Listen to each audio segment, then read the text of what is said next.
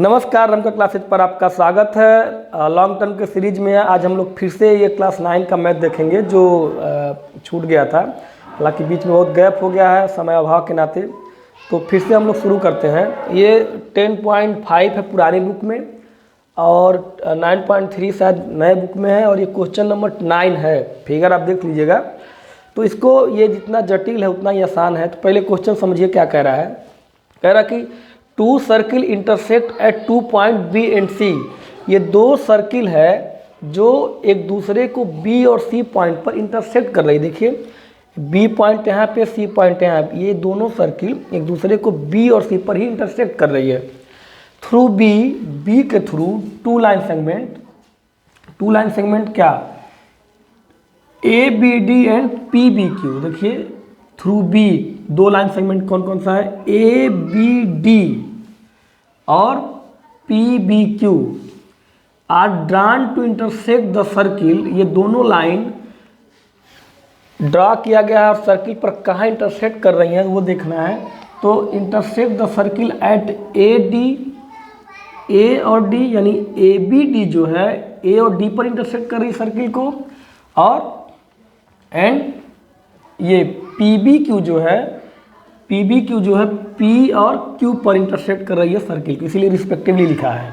तो क्या प्रूफ करना है, proof that A C P angle, A C P ये वाला एंगल प्रूफ दिखाना किसके इक्वल, क्यू सी डी, यानी ये वाला एंगल इसके इक्वल दिखाना है।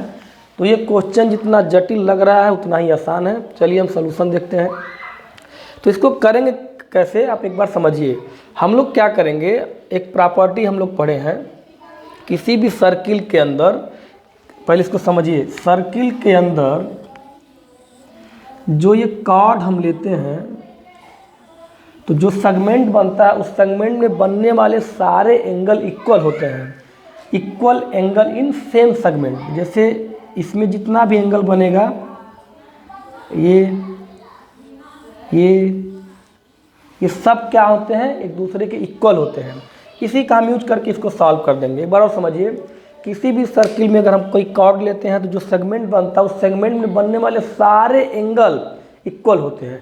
इसी का यूज करके इसको हमको सॉल्व करना है, ठीक है। तो चलिए इसको जरा हम मिटा देते हैं, उसके बाद हम लोग समझेंगे अच्छे से।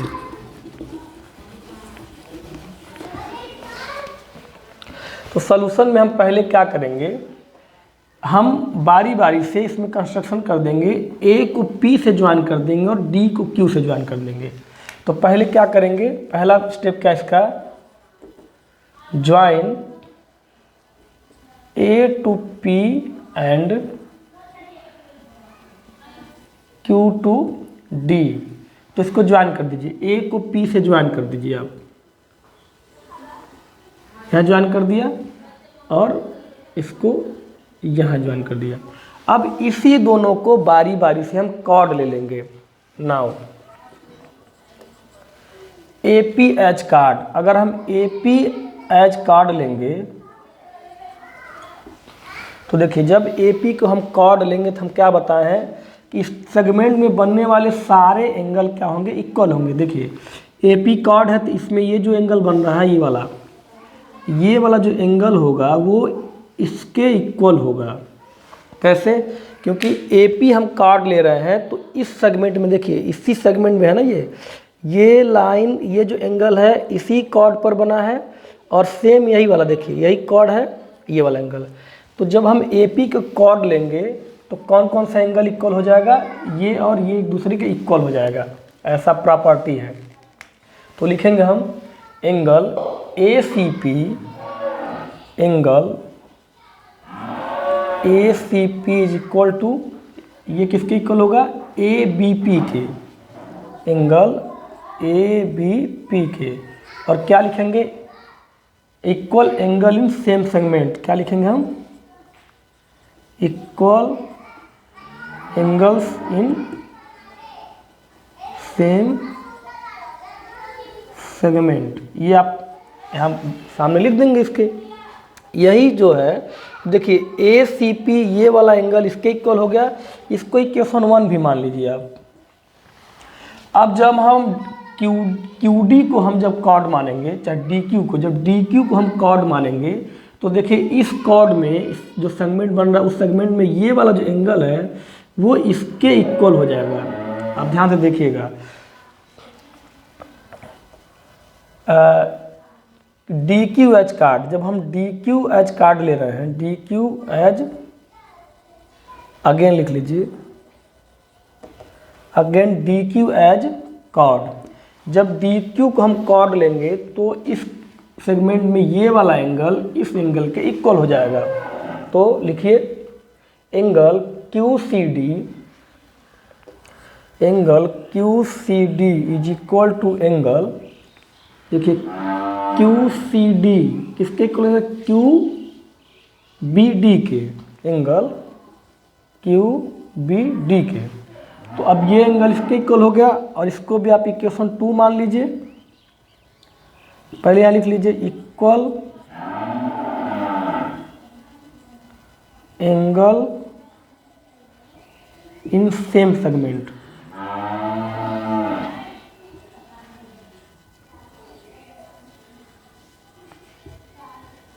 Equal angles in same segment, इसको इक्वेशन 2 मान लीजिए आप, सॉरी इसको, ये इक्वेशन 1 है, इक्वेशन 2 है ये। अब हम क्या करेंगे, यहाँ पे आ जाइए, इस लाइन को ध्यान से देखिए, जो एंगल ए बी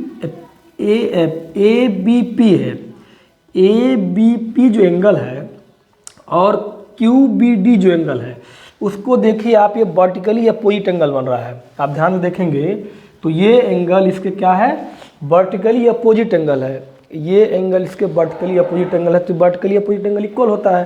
तो इसको आप लिख लीजिए A B P angle, now लिखिए, now angle A B P is equal to,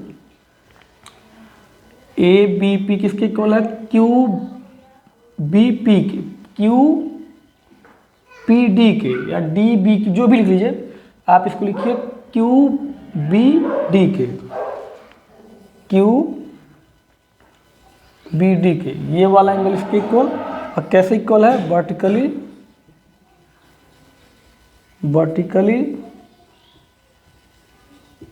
opposite angle, vertically opposite angle. अब देखिए इसको इक्वेशन नंबर 3 मान लीजिए। अब इन्हीं तीनों इक्वेशन से एकदम आराम से आप कह सकते हैं कि ये वाला जो एंगल है इसके इक्वल है। कैसे, देखिए ये जो एंगल था वो इसके इक्वल था और ये एंगल इसके इक्वल था और ये इसके इक्वल हो गया। तो जब ये इसके इक्वल है और ये ही इसके इक्वल है और ये इसके इक्वल, तो ये दोनों ऑलरेडी इक्वल हो जाएंगे बड़े आराम से। From equation 1, 2 and 3, from equation 1, 2 and 3 we obtain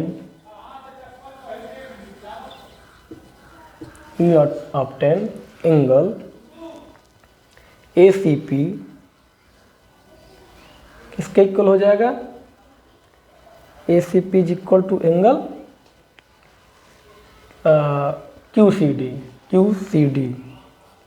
QCD। देखिए कितना आसान था, हेंस प्रूव्ड।